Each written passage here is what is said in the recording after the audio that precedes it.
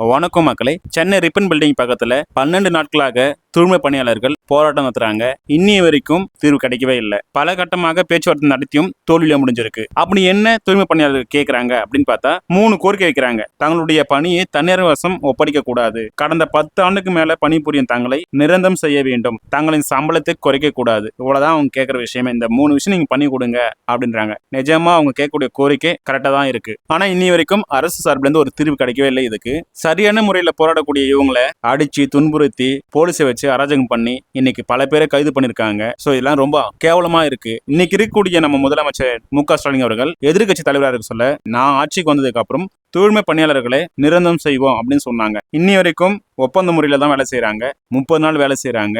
அவங்களோட நியாயமான கோரிக்கை என்னன்னா, நாங்க 30 நாள் வேலை செய்யறோம், 23,000 ரூபாய் கிடைக்குது. ஆனா இது தனியார் கிட்ட நீங்க கொடுத்தீங்கன்னாக்கா எங்களுக்கு 16,000 ரூபாய் கிடைக்கும். அது மட்டும் இல்லாம ஓய்வூதியம் போயிடுச்சுன்னா இன்னும் கம்மியா கிடைக்கும் அப்படின்னு கேட்கறாங்க. ஒவ்வொரு தெருவும் ஒவ்வொரு வீட்டையும் சுத்தம் பண்ணக்கூடிய தூய்மை பணியாளர்கள் தங்க வீட்டுக்கெல்லாம் மறந்து மக்களுக்காக அர்ப்பணிக்கக்கூடிய இந்த மக்களை இந்த அரசு வஞ்சிக்குது. கொரோனா காலத்துல வெளியே யாருமே வரல. ஆனா தூய்மை பணியாளர்கள் மட்டுமே வேலை செஞ்சுட்டு இருந்தாங்க. அன்னைக்கும் நம்ம நாட்டை சுத்தமா வச்சிருந்தாங்க. தூய்மை பணியாளர்களை அன்னைக்கு பூ போட்டு வணங்கிய இவங்க தான் இன்னைக்கு போலீஸை விட்டு அடிக்கிறாங்க.